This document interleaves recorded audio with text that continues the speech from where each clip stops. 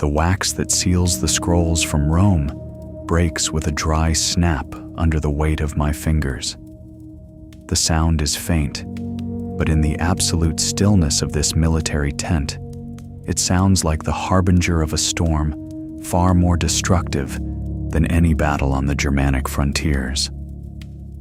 The thin smoke from the small fire warming my feet tries, in vain, to dispel the cold that creeps down my spine as I read the words written by the Empire's spies. They are reports of silent mutinies, murmurs in the corridors of the Senate, and alliances forged in the dead of night in the cellars of the Palatine.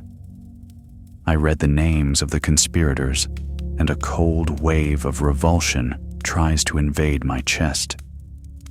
The names listed here do not belong to the barbarians who howl on the other side of the forest with their spears and shields. The names listed on these scrolls stained with treason belong to generals who marched by my side, to advisors who until yesterday smiled at my table and shared my wine, to men whose fortunes and titles were granted by my own hand. The most dangerous dagger, the one that truly tears flesh to the bone, is never wielded by the enemy who shouts his hatred in the light of day. The declared enemy is honest. You know where the blow comes from, and prepare your shield. The dagger that destroys the soul is the one wielded in the dark, by hands that moments before were intertwined in yours in false oaths of brotherhood. I feel the primitive instinct roar in the depths of my mind. The blood demands retaliation. Wounded pride cries out for bloody punishments, and the ego demands that the pain of broken trust be transferred twofold to the traitors. It is at this exact moment, in the rift between the shock of discovery and the explosion of wrath, that philosophy proves itself the only anchor that prevents a man from sinking into the abyss of madness. I lower the scrolls onto the rustic table, close my eyes, and demand silence from my own mind. I refuse to hand over the reins of my reason to panic and bitterness. I write this now, not only for myself, but as an eternal testament to human fragility. The greatest mistake a man can make, the most childish and dangerous illusion he can feed, is to expect absolute loyalty from minds that were born corrupted by greed. We spend our entire lives creating imaginary scripts of justice, firmly believing that loyalty is a guaranteed currency. We believe that if we reach out to a friend in need, if we entrust our confidence to a colleague, or if we sacrifice our time for a political ally, the universe, by some unwritten law, will reward us with unwavering gratitude. What colossal naivety! Loyalty is not the rule of human nature. It is the rarest of exceptions. True loyalty demands a moral structure of steel, demands contempt for immediate reward, and a fierce devotion to virtue. Characteristics that cannot be found in even 1 in 10,000 people who walk the face of the earth. Why are we so surprised by falsehood and ingratitude? If we walk barefoot through a field covered in thorns and sharp stones, will we be astonished when our heel bleeds? If we plunge our hand into a viper's nest, will we be outraged to feel the venom of the fangs? Falsehood, envy of another's success, self-serving flattery, and premeditated betrayal are the thorns and vipers that inhabit the soul of the ignorant man. They do not act out of malice simply to destroy your peace. They act this way because they are sick. They suffer from the deepest moral blindness, poisoned by the pathetic illusion that stepping on their neighbor's neck is the fastest path to elevating themselves. When a man without character realizes that you are no longer of use to his petty plans, or worse, when he realizes that your light reveals the shadow of his mediocrity, betrayal is not just a possibility. It is the only logical conclusion for his diseased mind. The shock that paralyzes our chest when we are stabbed in the back by someone we trusted blindly is not caused by the traitor's action itself. The shock and agony are caused solely and exclusively by the violent destruction of our own illusion of control. We place our expectations on the backs of people who can barely carry the weight of their own flaws. We deposit the key to our inner peace in the pockets of cowardly and fickle men, like one who entrusts the treasure of his own life to a known thief. And then we lament, whining to the gods, when the treasure disappears. The breach of trust is not a flaw in the design of the world.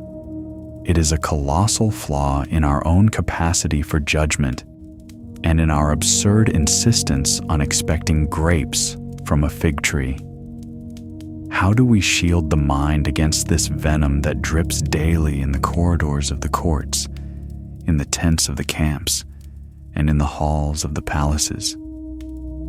The first step is to embrace what I call defensive pessimism, the absolute Stoic preparation for human failure. At dawn, before even encountering the first dissimulated smile, the first empty compliment, or the first offer of friendship based on favors, say to yourself with absolute clarity and without a drop of remorse, "Today, falsehood will try to sit at my table.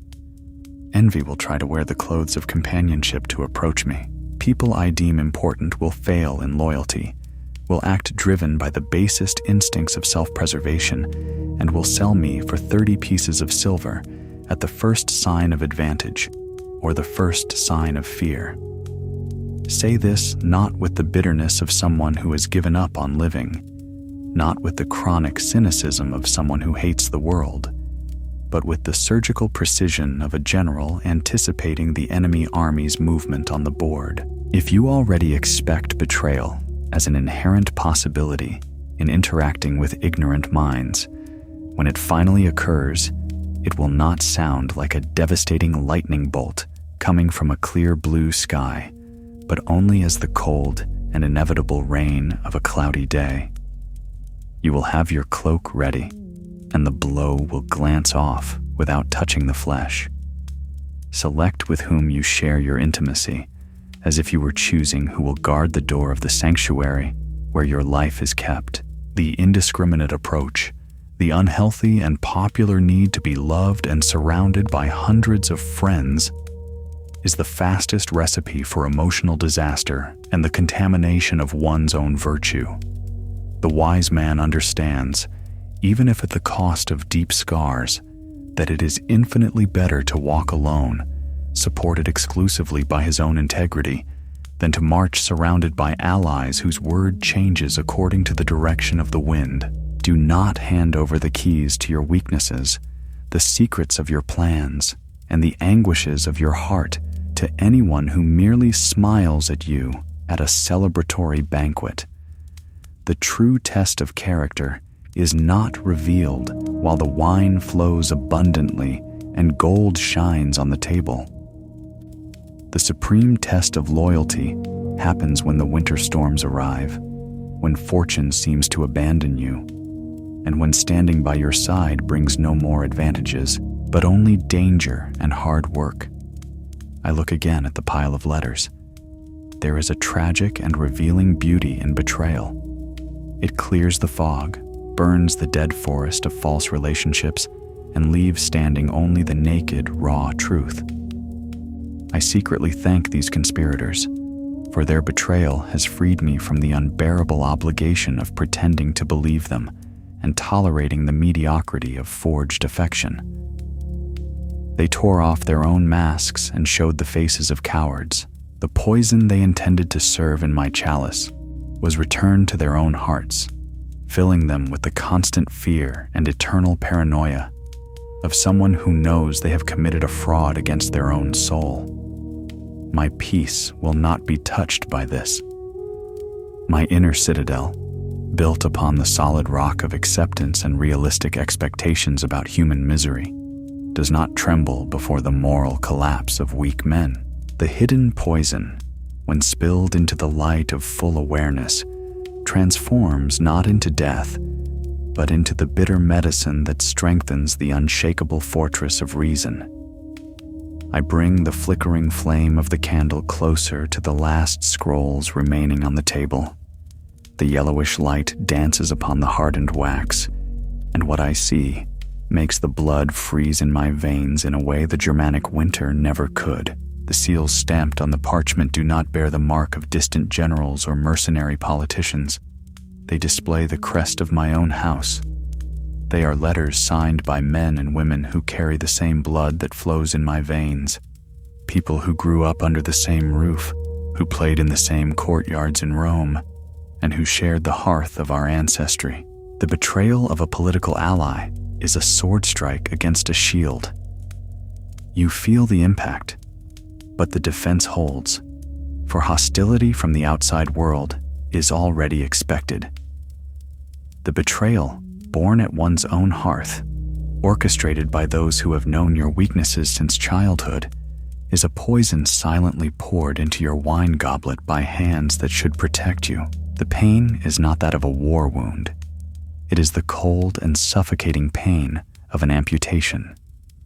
There is an ancient myth perpetuated by tradition, whispered by mothers, and demanded by society with relentless ferocity. The illusion that the blood tie is sacred and unbreakable. We are taught from the moment we take our first step that family is an ultimate safe haven, a sanctuary of unconditional love, where falsehood cannot enter. We are conditioned to believe that the simple fact of sharing the same grandparents or having come from the same womb binds us to a blind and eternal loyalty, regardless of how destructive the other's behavior may be. What a dangerous and devastating lie. Biology, in itself, is not capable of forging character. The blood that binds bodies does not possess the magical power to align souls or to cure the mediocrity of the human spirit. Nature frequently places the just man and the envious fool under the same roof, forcing them to share bread and a surname.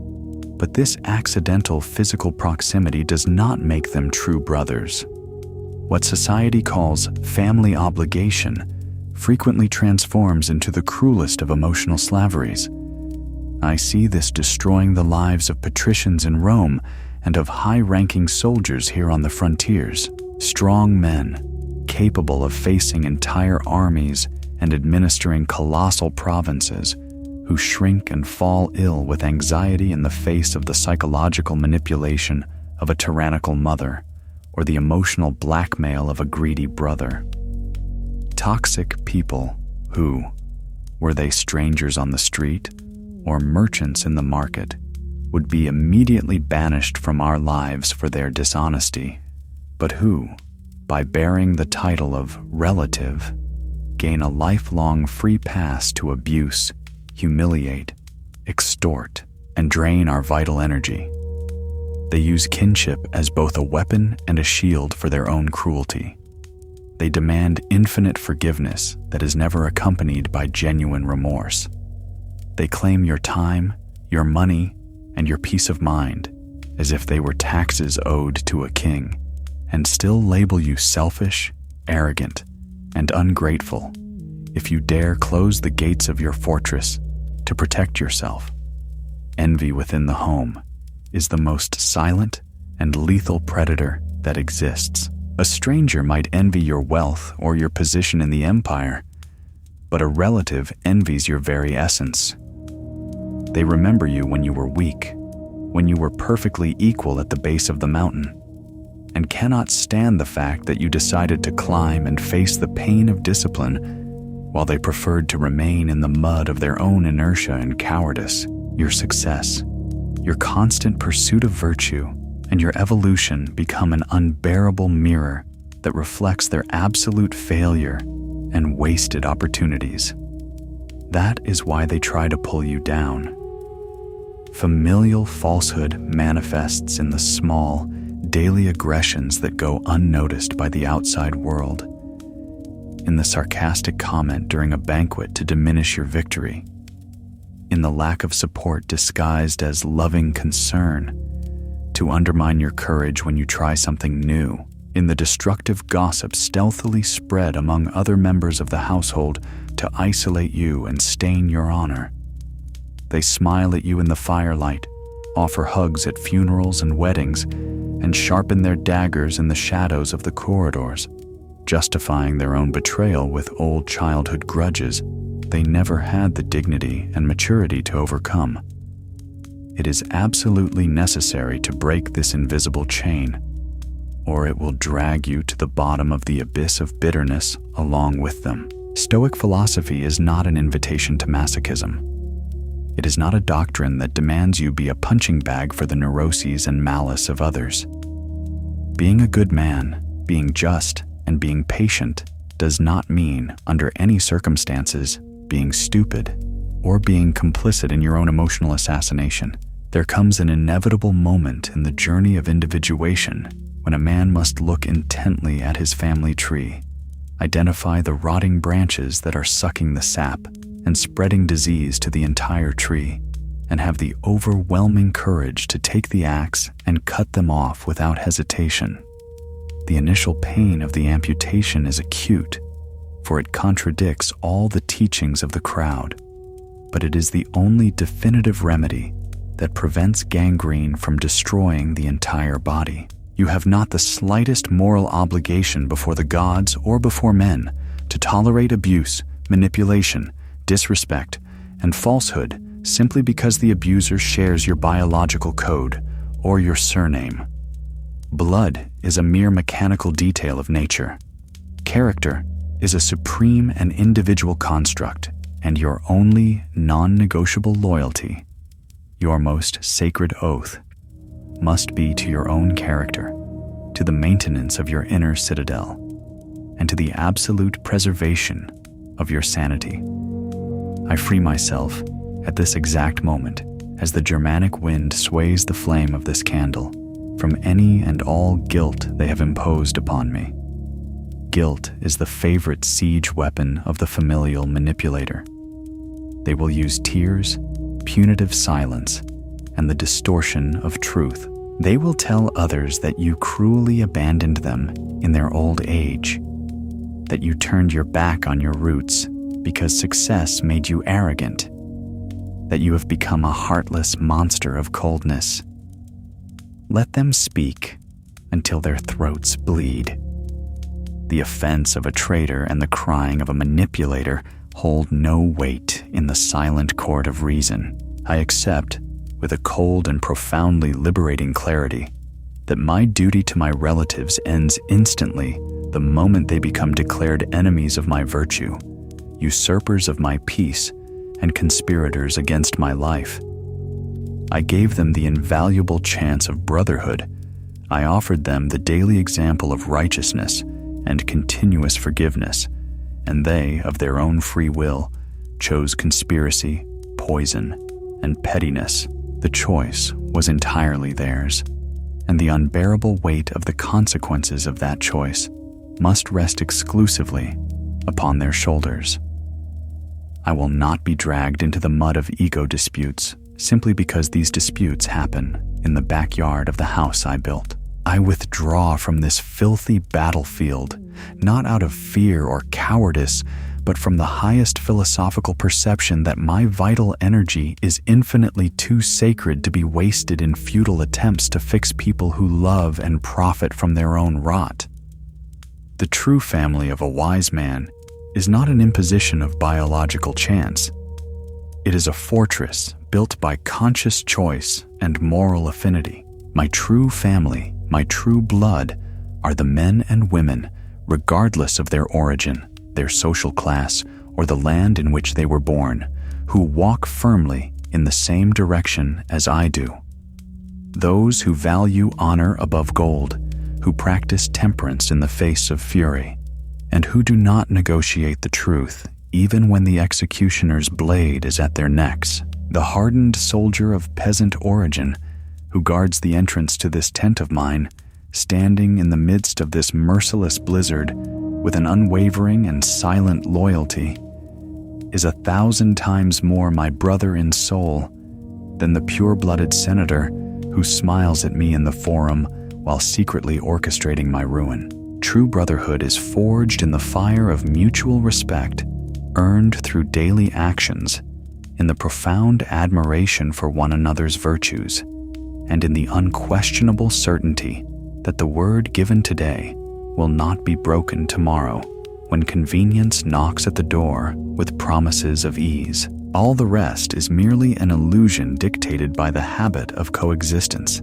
a fragile and dangerous social convention that keeps the weak as obedient prisoners of their own past histories and their own domestic ghosts. With a firm gesture, I crumple the scrolls of betrayal, imperial seals and all, and throw them directly into the center of the small fire's flames. The expensive parchment darkens immediately, wrinkles like an old man's skin, and burns with an intense and fleeting brilliance. I watch, in silence and without shedding a single tear, the poison-laden words and the names of those who until today called me and my parents' family turn into black ashes that, by morning, will be trampled into the ground or swept away by the relentless wind. The acute pain of family betrayal, the profound disappointment that in the first instant threatened to pierce my chest and destabilize my axis, is now completely consumed by the purifying fire of my reason. It transforms not into hatred, but into a thick, shining, and impenetrable shield of absolute stoic indifference. I expel them forever from my mind, from my concerns, and from the immaculate halls of my inner citadel. They are no longer my relatives. They are no longer my childhood memories. And above all, they have lost the power to be my emotional executioners. They mean no more to me than a stone in the road that I have decided to walk around. The hearth of my origins may have spawned falsehood, and the same blood that dwells in me may nourish betrayal in other bodies. But the hearth of my soul remains lit, untouchable, pure, and perfectly warmed by the flame of my own non-negotiable freedom. The noise of the wind mercilessly lashing the heavy canvas of my tent now mingles with a baser, more insidious sound, and in a way far more dangerous than the fury of nature. Through the damp leather and the darkness, I can hear the sound of hurried footsteps sinking into the frozen mud and the muffled whispers of the sentries changing guard. It is the unmistakable murmur of a military camp immersed in fear. In the shadows, where the light of reason does not reach, men's imaginations run wild and untamed. They whisper about the size of the barbarian army, invent stories of terrible omens seen in the sky, and inevitably, their murmurs turn against me. They question my tactical decisions in hushed voices, spread rumors that the emperor has lost his sanity, that the provisions have run out, that we have been abandoned by the gods. Fear is the most fertile soil there is for the proliferation of lies, and the crowd, when terrified or driven by envy, transforms into a thousand-mouthed monster eager to devour the reputation of any man who dares to stand tall while they crawl. Gossip, malicious rumors, and defamation are not exclusive to desperate legions on the borders of the world. They are universal plagues that infect the luxurious corridors of the Senate in Rome, the commercial squares where merchants gather, and the most intimate social circles of any society. Wherever men gather, slander will be present like a contagious disease. And why does this happen? The defamer is, in his deepest essence, a human being terrified by his own insignificance. He looks into the abyss of his own failure, his lack of virtue, and his inability to achieve anything great, and the weight of this mediocrity crushes him. Since he lacks the courage and discipline necessary to elevate his own character and climb the mountain of virtue, the only escape his diseased mind finds to alleviate its own pain is to try to drag others down into the same mud in which he lives. He must stain the honor of others so that his own dishonor does not appear so hideous. When a group of men gathers to destroy someone's reputation with mocking laughter and false accusations, they are not demonstrating power. They are, in truth, conducting a wretched cult to their own weakness. And how do most of us react when we are the target of these poisoned arrows? What is our most primitive instinct when we hear the slander that destroys our name in the environments where we work, coexist, and fight for our bread? The blood boils. Pride screams. We desperately want to run to the public square or to the corridors where the lie was told and shout the truth with all the strength of our lungs. We want to defend ourselves. We want to justify our actions. We want to prove through arguments and evidence that our defamers are liars and scoundrels. We demand that our reputation be restored and that justice be done immediately. But it is exactly in this moment of impulsive reaction that we commit the most fatal mistake and deliver our heads on a silver platter to our enemies. The definitive and relentless method for neutralizing gossip and slander is not direct combat. It is not heated debate, and much less the exhaustive attempt at justification. The supreme method is absolute, cold, and insurmountable indifference. When you try to justify yourself in the face of defamation, you commit two tragic errors. The first error is that you grant legitimacy and importance to the lie. By taking the trouble to answer an absurd rumor, you signal to the crowd that the offense had the power to hurt you, and that is all the defamer wanted. You feed the enemy's fire with your own energy. The second error, even more grave, is that justification invariably sounds like guilt to the ears of an audience that, deep down, secretly wishes to see your fall. He who is innocent and has absolute conviction of his own righteousness does not need to waste his breath trying to convince fools of his innocence.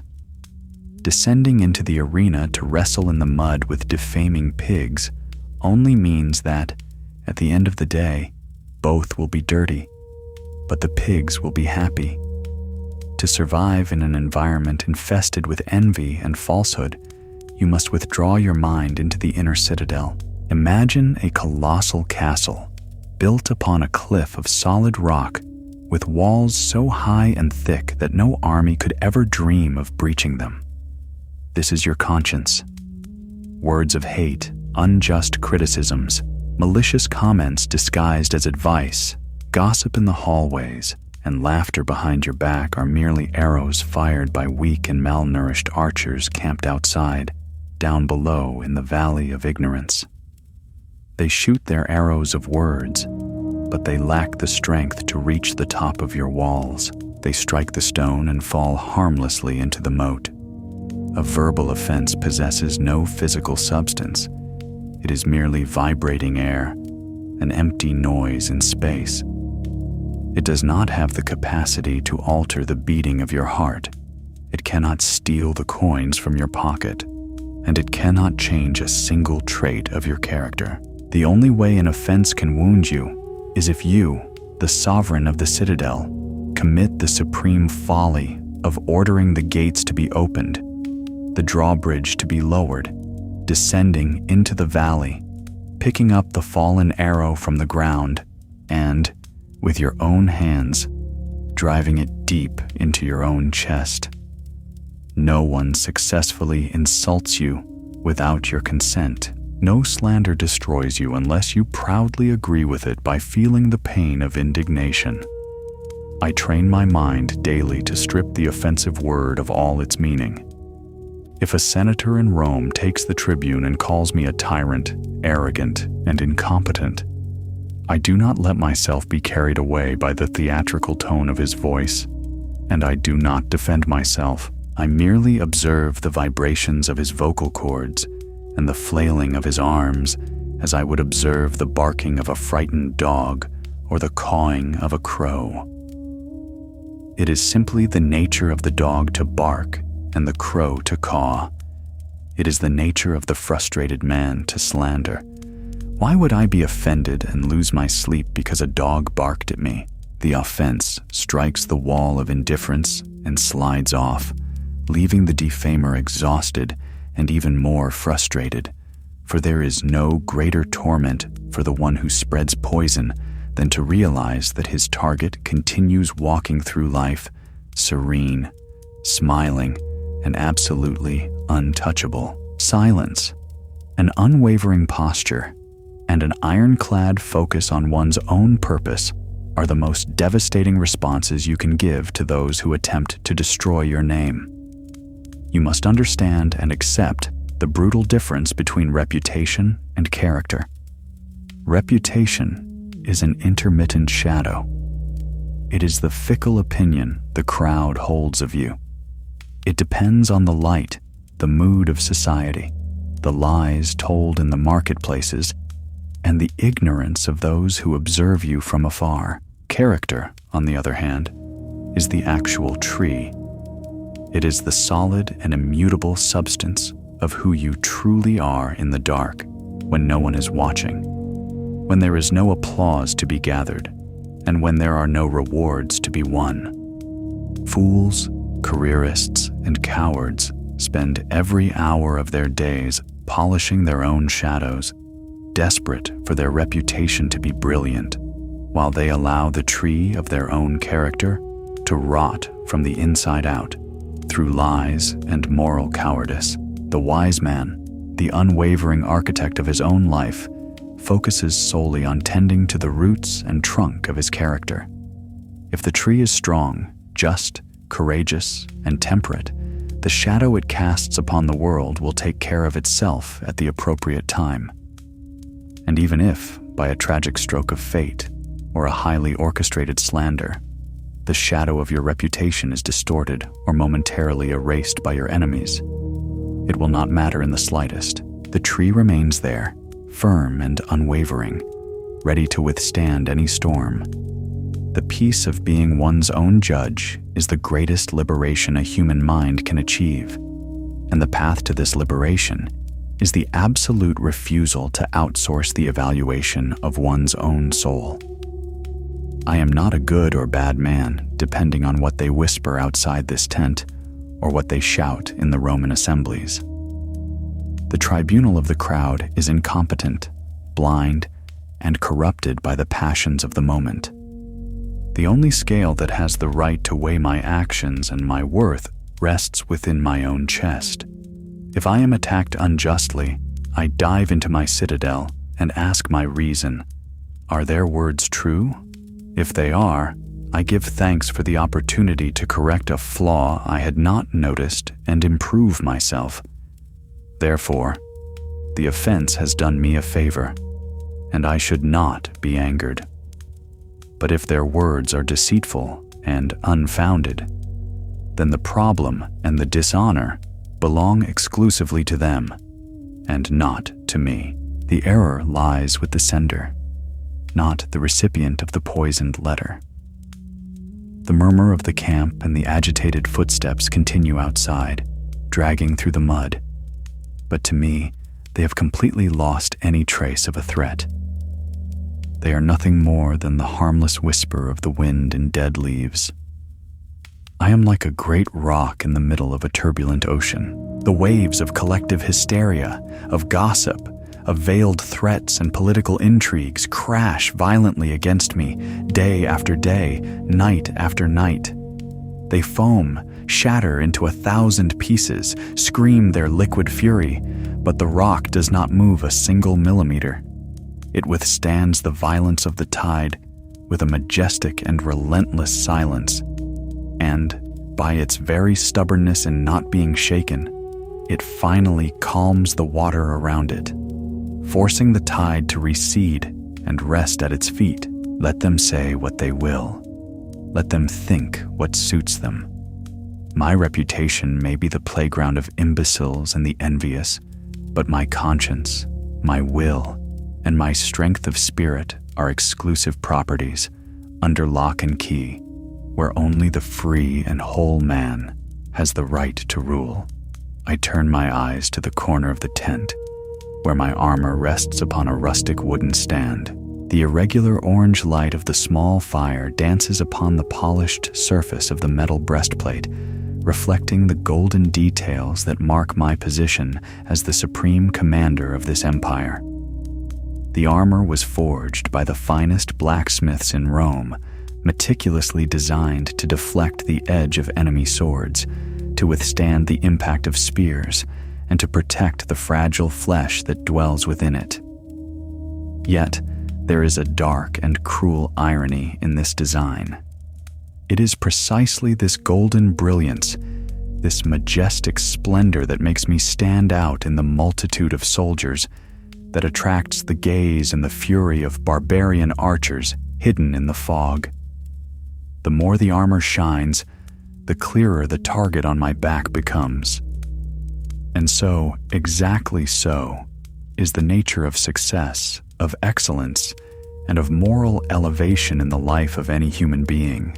We are taught from childhood to seek greatness, to work with discipline, to overcome our limits, and to stand out from the crowd.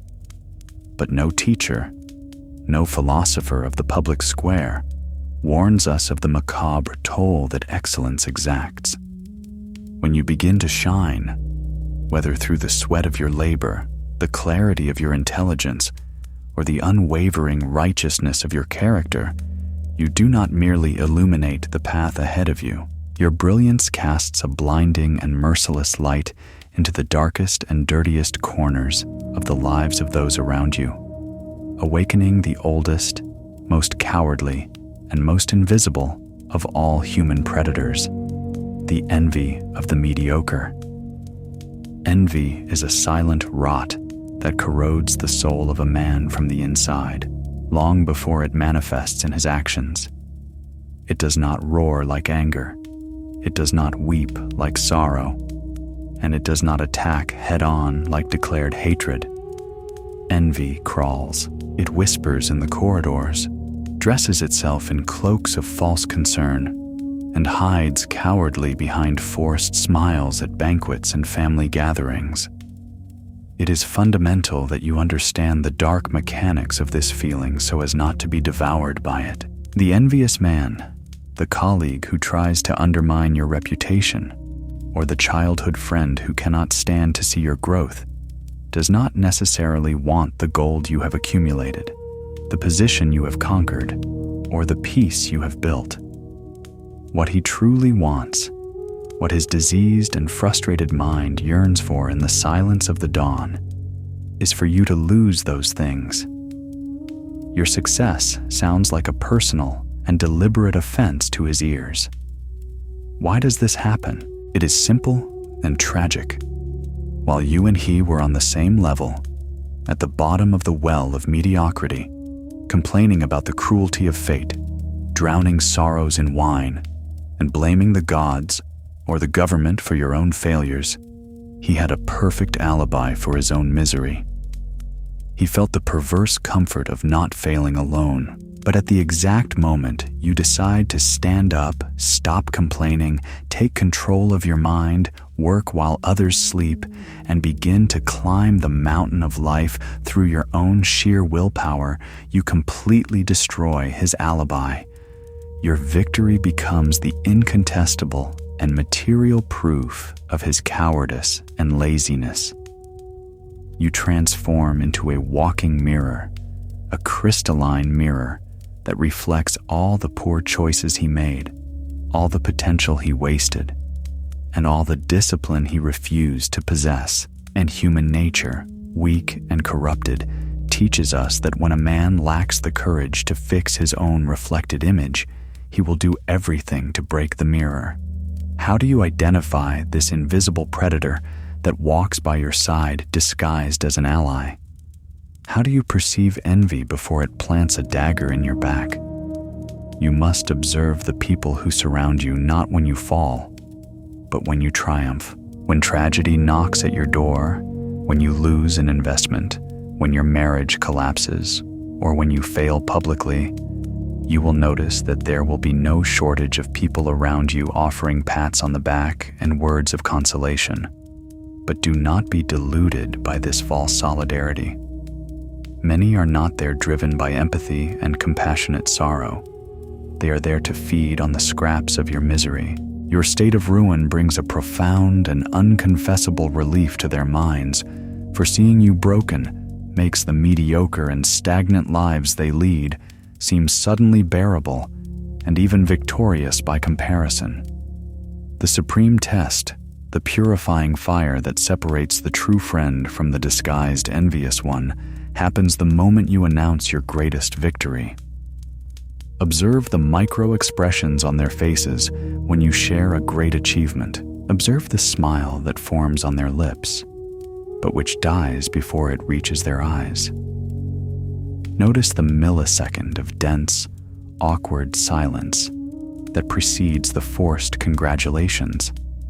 Pay close attention to the poisoned compliment, that false homage that congratulates your deed, but makes a point of immediately adding a subtle caveat, attributing your merit to luck, to connections, to favorable circumstances, to everything in the universe except your own sweat and intellect. Beware of those who, under the mask of prudence and realism, constantly try to minimize your goals. They place themselves in the position of devil's advocate, filling your head with doubts, listing all the reasons why your project will go wrong, warning of the dangers of flying too high. They do this not because they desire your safety, but because they are desperately trying to keep you locked in the same cage in which they live. Your freedom of thought and action terrifies them, for it throws wide open the doors of the prison they themselves have created, and from which they are terrified to leave. When you finally see these obscure dynamics, when the predator's mask falls, and you realize you are surrounded by people who secretly desire your failure, the untrained mind collapses. The common man reacts with blind fury, feels betrayed, weeps at the injustice of the world, and wants to confront the false friend, to tear out the truth with screams and demand explanations. I command you, do not do this. Never descend to that level of indignity. When you are faced with raw, naked envy, withdraw immediately to the gates of your inner citadel and apply the technique of cold observation. You must begin to look at the envious man not as a personal adversary, not as a villain who exists to torture you, but in the same way a naturalist observes the behavior of a wild animal in the deep forest. When you walk through the brush and see a scorpion raise its stinger or a viper prepare to strike, you do not feel moral anger toward the animal. You do not cry, accusing the viper of falsehood. You understand, logically and crystal clearly, that inoculating venom is simply the biological programming of that creature. It is its nature. You merely adjust your distance so as not to be bitten without losing your peace of mind. Treat the envious human being with the same clinical detachment. The poison he distills, the gossip he creates, and the looks of contempt he casts are instinctive reactions of a sick soul that needs to diminish others to endure the pain of its own existence. It is a psychological necessity of his fragile ego. Do not hate him. Hatred is an enslaving passion. If you hate the envious one, you will be handing him control over your heart rate and your serenity. Instead, merely observe him. Catalog his behaviors with a mathematical coldness. Predict his movements. By dissecting him with reason, you remove all the mystery and all the destructive power he thought he had over you. He ceases to be a threatening monster and becomes merely a pathetic and highly predictable creature trapped in the gears of his own emotional ignorance. However, in adopting this posture of vigilance and surgical coldness, there is a hidden precipice into which many men of power end up plummeting. It is the dark danger of allowing the real and undeniable existence of human malice to transform you into an embittered and paranoid tyrant upon discovering that there are traitors among your own. The temptation to close your own heart to the rest of humanity is gigantic. You begin to look at every shadow expecting a dagger.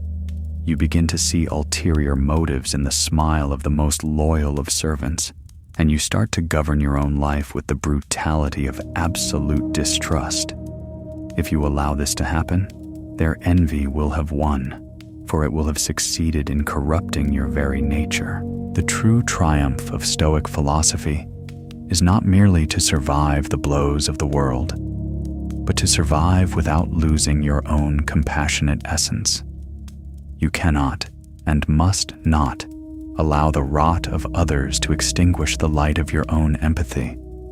Your duty before the universe, your role as an intelligent fragment of the Logos, is to remain just, generous, and principled, regardless of who is receiving your actions. The sun does not stop emitting its life-giving rays simply because some crawling creatures prefer to live in the darkness beneath the stones.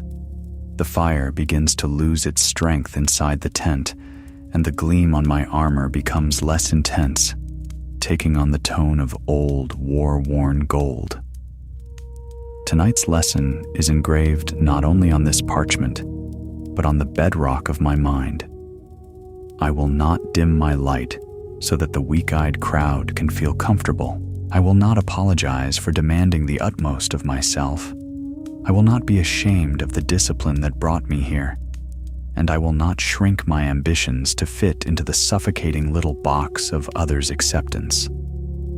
The price of success is high. It is paid in loneliness, in misunderstanding, and in the constant presence of the invisible predator. But I pay this price willingly. I wear my armor with the silent pride of one who knows his own worth. Let envy crawl, let falsehood whisper, and let mediocrity shoot its arrows in the dark. My virtue shall be my impenetrable shield, and the absolute serenity of my conscience shall be my cruelest and most definitive revenge. Excellence does not ask forgiveness for existing. It simply advances and conquers. The goose quill pen, stained with thick black ink, hovers millimeters from the rough parchment. The candlelight casts the shadow of my hand upon the page, a shadow that elongates and trembles slightly, betraying the silent and brutal battle being waged not on the borders of the empire, but within my own chest. Before me, listed in a cold and methodical calligraphy by the scribes, are the names of the traitors, trusted men, generals, senators, and relatives who smiled in my palace while sharpening daggers for my back. Absolute power is a tangible entity in this tent. With a simple flick of the wrist, with the swift stroke of an imperial signature, I can unleash hell upon their lands. I can confiscate their families' lands, condemn them to exile on the most inhospitable rocks of the known world, or simply order the Praetorian Guard to sever their heads at dawn and display them on spikes at the gates of Rome. The primitive instinct, the slumbering beast that inhabits the depths of the human brain, roars, demanding blood. Blood cries out for blood. The wounded ego whispers that justice will only be restored through pain, that the empire needs a brutal example, and that the offense cannot go unpunished. The tension is suffocating. It is the raw and savage desire for bloody retaliation, measuring its strength against decades of philosophical training and mental discipline. The common man would not hesitate. He would let fury dominate his actions, plunge the pen into the paper with violence, and then sleep the restless sleep of those who believe they have taken justice into their own hands. But I stop. I hold my breath, pull my hand back, and stare into the darkness of the tent. What is revenge, after all? Society and poets sing the glories of retaliation, painting it as an act of strength, of restored honor, and of imposing respect. But when we pass this blind passion through the relentless sieve of reason, revenge reveals itself as the most pathetic and humiliating of all human weaknesses. To seek revenge is the public and irrevocable confession that you have been wounded. It is to admit, before the universe, that the action of an inferior man, of a liar and a coward, had the actual power to penetrate your armor, destroy your peace, and drag your mind into the mud. When you strike back, driven by hatred, you are not demonstrating power. You are demonstrating absolute submission. You are bowing to the will of your aggressor, allowing him to dictate your behavior, alter your mood, and corrupt your virtue. If a dog bites you in the street, you do not bend down to bite the dog back. If you do, you lose your humanity and equate yourself to the beast. The best revenge, the only retaliation worthy of a wise man, is to not become like the one who wounded you. I see so many men ruin their brief and precious existences feeding the fire of resentment. They harbor grudges against ex-partners, unjust bosses, envious relatives, and they carry this poison inside themselves for years, sometimes for decades. They wake up thinking of the traitor. They go to sleep elaborating imaginary scenarios of punishment, and they allow the shadow of the person who offended them to govern all their present decisions. They believe that hatred is a weapon aimed at the enemy, when, in truth, resentment is like drinking a glass of deadly poison and sitting in a chair waiting for the other person to die. The traitor has already moved on with his life, while you remain chained to the past, torturing yourself daily, being your own executioner, doing the dirty work that your enemy failed to finish. Bitterness is the acid that destroys the vessel that contains it. If I sign these death decrees driven by anger, the traitors will die only once at dawn. But I, the Emperor, will die 1,000 deaths inside, poisoned by fury, stained by cruelty, abdicating the reason that makes me a free human being. Therefore, I choose the path that the crowd does not understand. I choose forgiveness. But do not be mistaken by the word. Do not confuse it with the fragile, submissive, or religious interpretation that the weak usually give it. Stoic forgiveness is not a demonstration of affection. It is not a reconciling embrace. It is not forgetting what was done, and, much less, is it inviting the traitor back to sit at your table and share your bread. The forgiveness I speak of is cold, rational, surgical, and overwhelming. Forgiveness is the purest, most absolute, and incontestable expression of power that one man can exercise over another. It is supreme detachment. To forgive is to look at the one who tried to destroy your life, analyze the smallness of his actions, the ignorance of his motivations, and say silently, "You are too insignificant to disturb my existence. Your malice does not carry enough weight to alter the rhythm of my heartbeat. I do not give you my hatred. I do not give you my sadness. I do not even give you my contempt. I simply remove your existence from my mind. It is an act of total erasure. You return the aggressor to the nothingness from which he never should have emerged.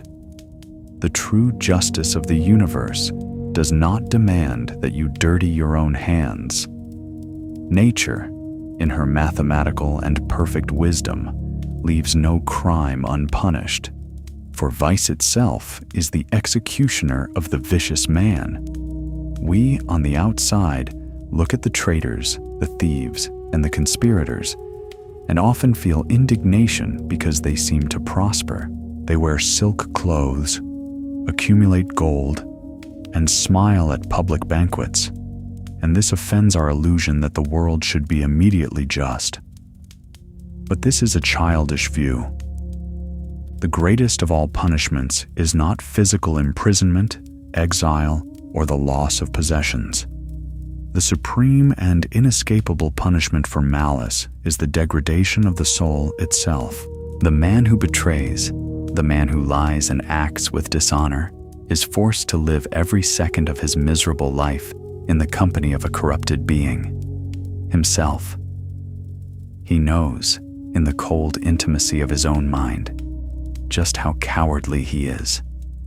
He will never again feel the peace of a just man's tranquil sleep. He will distrust all shadows.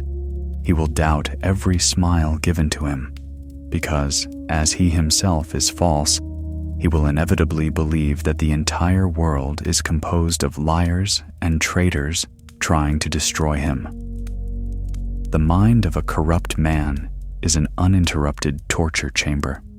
Why should I descend from my throne of sanity, open the gates of my inner citadel, and exert myself to punish men who already live in the hell of their own conscience?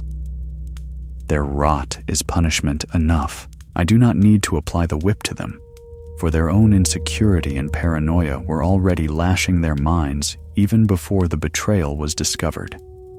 I will not waste the precious and limited energy of my time, the vital sap of my reason, acting as an executioner of rats. My attention and my focus are divine, sacred resources, directed toward the administration of an empire, fighting real armies on the frontiers, the ceaseless pursuit of virtue, understanding the cosmos, and building my own integrity. To turn my mind toward the elaboration of petty revenges would be a brutal debasement of my own essence. I demand of myself a superior strength, a resilience that the mob out there cannot even conceive. I demand that my goodness and my justice not be conditional. My character cannot be a flag that changes direction according to the wind of others' behavior. I am righteous because that is my nature, because that is my duty to the Logos, and not because I expect retribution or because others are righteous with me. If the entire world gives itself over to barbarism and dishonesty, so be it. My obligation is to not yield to the darkness, to keep the flame alive even when the storm tries to extinguish it from all sides. To return hatred with hatred is to multiply the garbage in the world. I choose to be the furnace that transforms the garbage into cold ashes and returns it to the earth without any resentment. Slowly, with a steady hand and a perfectly clear and serene mind, I push the black parchment of condemnations to the edge of the table. I will not write the death decrees driven by the passion of the night. In the morning, I will act with the justice the state demands to maintain order, exiling those who pose a practical risk to the empire. But I will do so without any fury, without any desire to hurt, merely sweeping the dirt from the courtyard as one sweeps dead autumn leaves, mechanically and dispassionately. The tension that clenched my jaw disappears completely. The demon of rancor, which tried to invade my mind using the pain of disappointment as a battering ram, has retreated against the thick wall of my reflection. I am free. I will not drink the poison they prepared for me. I leave the vipers coiled and suffocating in their own den. While they rot in the shadows of their failed conspiracies, trembling with fear of what the morning will bring, I return to the absolute peace of a man who owes nothing to anyone and expects nothing from anyone. My soul remains intact, immaculate, and the silence of this tent is no longer an oppression, but an inviolable sanctuary where only forgiveness, reason, and supreme detachment have the right to dwell. I take the bundle of scrolls that stained the last hours of this dawn with empty promises and dark conspiracies. I feel the rough texture of the papyrus and the hardened wax beneath my fingertips for the last time. With a calm gesture, devoid of any anger or solemnity, I throw them all into the center of the small fire that still crackles in the middle of the tent. The flames, almost extinguished, find new fuel and rise suddenly with an orange glare, hungry for the betrayal. I observe in absolute silence as the poisonous words wrinkle and darken. The names of those who smiled at me while sharpening daggers turn to luminous dust, and immediately after, transform into black, dead ashes. They tried to write my ruin, but I have just erased them from history. They will not have my wrath, they will not have my fear, and, from this exact second, they will not even have a space in my memories. The fire devours the offense, and I free myself from the useless weight of carrying the malice of others on my back. I turn my back to the ashes and pick up my imperial cloak. The thick fabric, dyed with the purple of Rome and lined with wolfskin, falls over my shoulders with the familiarity of an extra armor. The physical weight of the cloak is comforting. It serves as a material reminder of the duty that awaits me outside these canvases. I push aside the entrance of the tent and take my first step outside. The Germanic morning air is biting, dense, and saturated by a thick white fog that has completely swallowed the camp. The distant fires are merely diffuse blurs, and the figures of soldiers moving back and forth look like ghosts wandering in a frozen purgatory. Nature, in its silent wisdom, reflects exactly the state of the human condition.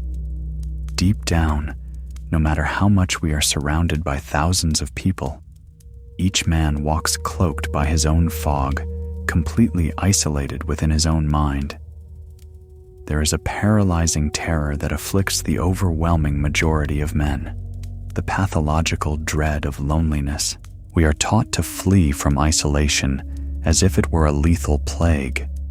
We grow up conditioned to believe that our value only exists when it is reflected in the eyes of other people, that we must belong to a tribe at any cost, and that the absence of company is a sign of social failure and abandonment. It is exactly this irrational dread of being alone that makes strong men and women bow to mediocrity daily. It is out of fear of loneliness that we tolerate false friendships, that we swallow offenses from coworkers who envy us, and that we remain chained to abusive family relationships that drain our souls to the last drop. We accept drinking poison from golden goblets just to have the illusion that there is someone toasting with us at the table.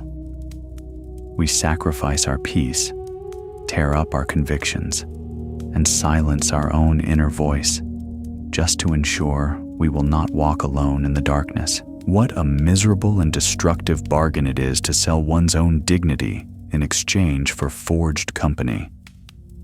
I propose to you a radically different path, a path that demands the courage that only great spirits possess, the total and voluntary embrace of your own solitude. The true strength of a human being, the unwavering strength that no financial crisis, no slander, and no barbarian army can destroy, does not lie in how many allies you can summon in moments of peace. True strength lies in the absolute capacity to be sufficient unto oneself. The free man is the one who can sit in an empty room, in absolute silence, and not feel the slightest need to fill the space with empty distractions or shallow people. He is an empire within himself. The walls of his inner citadel are populated by his own principles, by his clear reason, and by his immaculate conscience. He does not need applause to know he acted with justice, and he does not despair in the least at the boos of the mob, because the supreme court of his life, the only judge that truly matters, dwells within his own chest. Raise your head, breathe the cold air of reality, and free yourself once and for all from this unhealthy need to have what society calls friends at any price. True companionship, forged in virtue and mutual respect, is a rare gift from the gods. If fortune smiles upon you, and you find it, value it. But if the price for not being alone is to tolerate dishonesty, manipulation, gossip, and veiled envy, then walk away without looking back and without feeling an ounce of remorse. Cut the ties that rot you from the inside. Stop begging for attention, from those who only want to use you, drain you, or diminish you. It is infinitely more honorable, safe, and peaceful to walk completely alone in the dazzling light of truth, focused on your own constant improvement, than to march surrounded by a multitude of traitors and cowards who, at the first sign of a storm or a decline in your usefulness, will throw you to the starving wolves to save their own skin. Chosen solitude is not a punitive exile. It is a necessary purification. It is the sacred space where you stop hearing the deafening noise of the world's opinions and finally begin to listen with crystalline clarity to the voice of your own essence. The camp begins to awaken with a violent urgency. The sound of trumpets echoes across the snowy plain, tearing the veil of fog and announcing the end of the wait. I hear the dry clash of steel against steel, the noise of heavy armor being adjusted, and the orders shouted by centurions trying to organize the imminent chaos. True war, the inevitable physical confrontation against the enemies of Rome, does not forgive distractions or weaknesses of spirit, and I am absolutely ready. The betrayal of the false allies that I let burn in the ashes of my journal no longer concerns me and does not occupy a single second of my thoughts. They no longer exist in my reality. They have been erased from my personal history. My march now is rectilinear, inflexible, and aimed solely at my destiny. I do not need the legions to revere me. I do not need the politicians to approve of me. And I do not need false confidants to hold my hand in the face of death. I have myself. I have absolute control of my reason, and I bear the non-negotiable obligation to fulfill my human duty with unwavering honor. I walk through the frozen mud with the firm step of a man who has broken all invisible chains. The cold air floods my lungs. The world will continue to be a chaotic place. People will fail repeatedly, and fate will continue to be relentless. But I refuse to be broken. I am the unmovable rock at the epicenter of the storm. Let the battle drums sound. Let fate cast its dice. I will advance with my head held high, in majestic and powerful solitude, entirely faithful to my own nature, until the exact moment the sun sets for me.